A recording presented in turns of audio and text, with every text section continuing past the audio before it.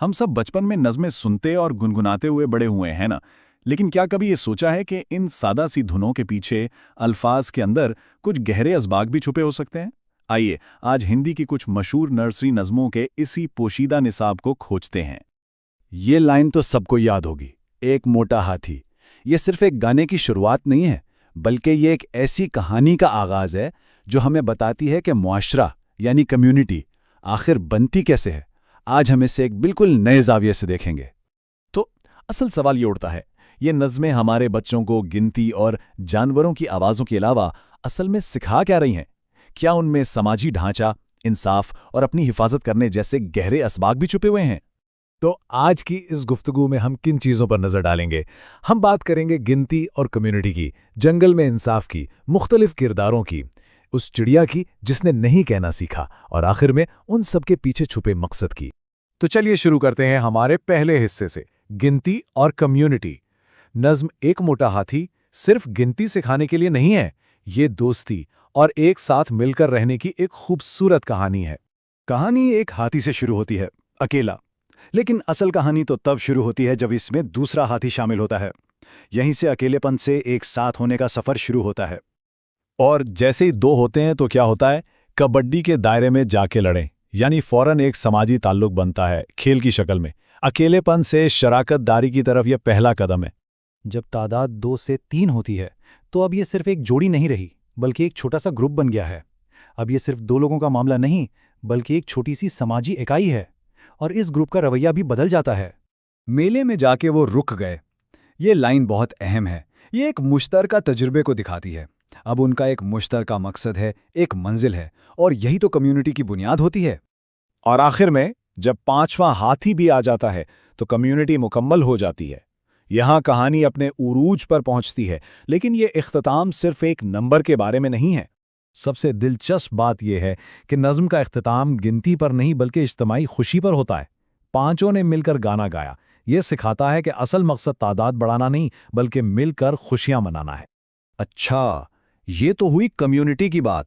अब जरा एक और नज़्म को देखते हैं जो कानून, निज़ाम और इंसाफ जैसे बड़े तसव्वुरात से बच्चों का तारुफ करवाती है, और वो नज़्म है बंदर मामा। ये नज़्म एक मुकम्मल क्राइम स्टोरी की तरह है। सबसे पहले एक जुर्म होता है, यानी लड्डू चोरी हो जाते हैं। फिर तफ्तीश होती है, बंदर पुलिस वाला चोर को ढूंढता है। इसके बाद चोर पकड़ा जाता है और आखिर में उसे सज़ा मिलती है और वो जेल जाता है। ये एक मुकम्मल कानूनी अमल की कितनी सादा मिसाल है।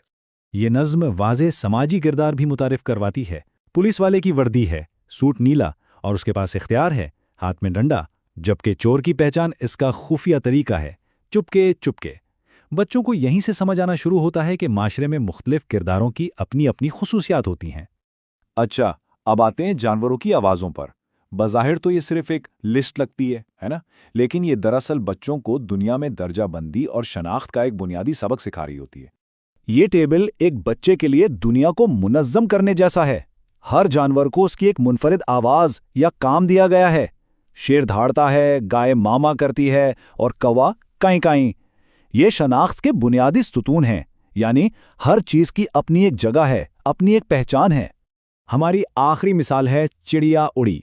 ये एक सादा सी नज़्म लगती है, लेकिन ये नाकामी, हिम्मत और सबसे बढ़कर अपनी ज़ाती हदूद कायम करने के बारे में एक बहुत गहरी कहानी है। तो होता ये है कि एक चिड़िया है जो उड़ने की कोशिश में गिर जाती है। एक तोता मदद की पेशकश करता है और कहता है, आजा मेरे पास। बज़ाहिर तो ये एक दोस्ताना पेशकश लगती है, ठीक?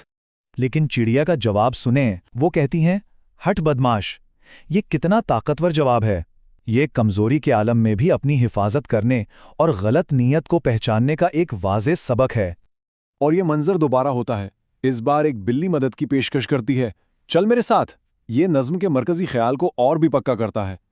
और एक बार फिर चिड़िया का जवाब वही है, हट बदमाश। ये इस पैगाम को मजबूत करता है कि नाकाबिले एतबार पेशकशों को पहचानना और उन्हें ठुकराना कितना ज़रूरी है, चाहे हालात कितने ही मुश्किल क्यों ना हों। तो इन तमाम नज़मों से क्या सबक मिलता है? आइए आखिर में इन तमाम बातों को समेटते हैं और देखते हैं कि इन सादा धुनों में वो कौन सा छुपा हुआ निसाब है जो जाहिर हो रहा है। इन सारी मिसालों के बाद अब हम इस नतीजे पर पहुंचते हैं कि इन सादा नज़मों में वाकई एक मुकम्मल पोशीदा निसाब मौजूद है। मुख्तसरन ये کہ یہ نظمیں ہمیں سکھاتی ہیں کہ کمیونٹی ایک ایک فرد سے مل کر بنتی ہے، معاشرے کے اصول اور کردار کیا ہوتے ہیں، دنیا میں ہر چیز کی اپنی ایک پہچان ہے، اور کبھی کبھی نہیں کہنا سب سے بڑی طاقت ہوتی ہے۔ یہ گیت سماجی ترقی کے بنیادی اوزار ہیں۔ اور آخر میں ایک سوال، وہ کون سی سادہ کہانیاں ہیں جنہوں نے آپ کی دنیا کو بنایا؟ کیا ان میں بھی ایسے ہی گہرے اسباق چھپے ہوئے ہیں جن پر کبھی غور کرنے کا موقع ہی نہیں ملا؟